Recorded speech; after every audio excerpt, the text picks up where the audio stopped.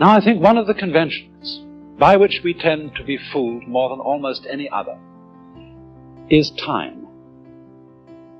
And for all human beings, time is a matter of extraordinary importance. And perhaps this is one of the principal ways in which we differ from animals.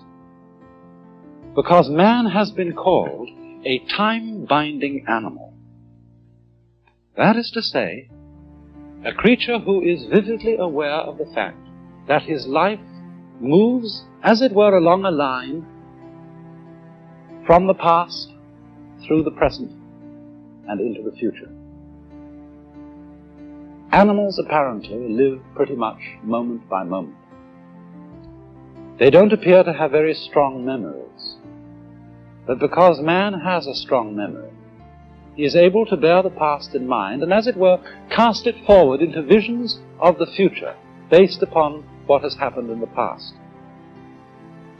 And therefore, although this facility gives man the most extraordinary ability to plan his life, to prepare for future eventualities, at the same time, there is a very heavy price which he pays for it, and especially if he takes this ability too seriously. In other words, if he doesn't realize that the true reality in which he lives is the present moment now. For example, the animal probably doesn't concern itself very much with problems of future disease, death, or starvation, and things of that kind. If an animal sees another dead animal lying around, I don't suppose he thinks to himself, well, one day that's going to happen to me. Rather, he just sees a dead animal, sniffs it, sees whether it's good to eat, and wanders away. But for human beings, it's entirely different. Because we actually spend most of our time and a great deal of our emotional energy living in time which is not here, living in an elsewhere which is not concretely real. So much so that although we may be quite comfortable and happy in our present circumstances, if there is not a guarantee, not a promise, of a good time coming tomorrow and tomorrow and tomorrow and tomorrow, we are at once unhappy, even in the midst of pleasure and affluence. And so we develop a kind of chronic anxiety about time. We want to be sure more and more, because of our sensitivity to the feeling of time, we want to be sure more and more that our future is assured. And for this reason, the future becomes of more importance to most human beings than the present. And in this sense, we are hooked, taken in by a maya, because it is of very little use to us to be able to control and plan the future unless we are capable at the same time of living totally in the present. And so, when in civilized societies we spend so much of our time living for the future, we become very much like those celebrated donkeys, that have a carrot fastened on a stick that's tied to the neck, behind here, and it comes over, and there's the carrot dangling in front of them. And they pursue it, but can never reach it. And so in exactly the same way, it's that way with us. My goodness, don't you remember when you went first to school? And you went to kindergarten.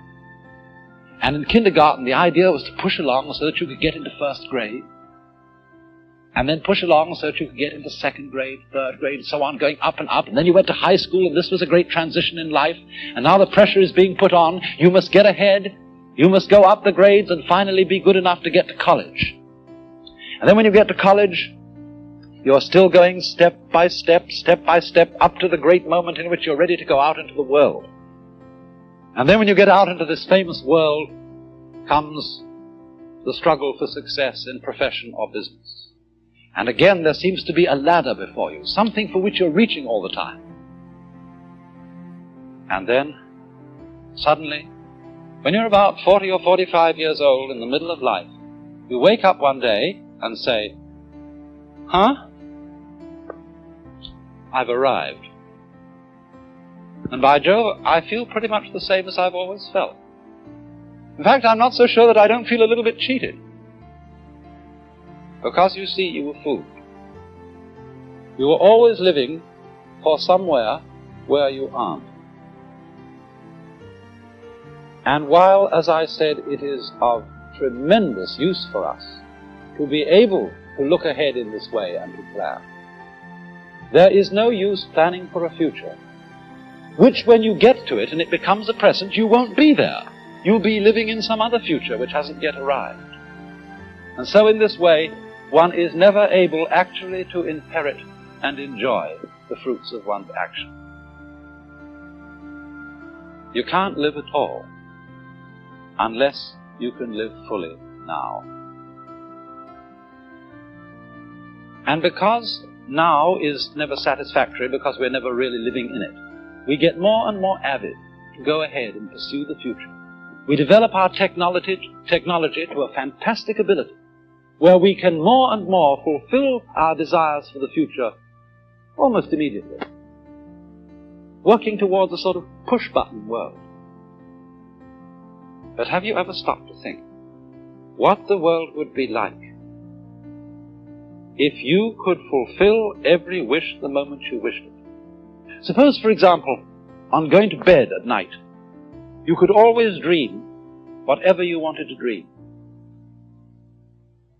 What would happen after a while? Of course, I suppose at first you would dream fantastic pleasures, wonderful adventures, fulfillment of all the things you ever wished. Then as time went on, don't you think you'd want to be, a little bit surprised, to have a little bit less control over what was happening to you? And after you'd experimented with this for some months or years, you might even want dreams in which you suffer. Because there is no real delight, no real fulfillment without delay. Doesn't every child know on a hot day when you think, I'm terribly thirsty and I'd like an ice cream soda? Haven't you tried the experiment of putting off drinking it, putting off, so that you get thirstier and thirstier, and it's so much fun when you finally get to it? And so in the same way,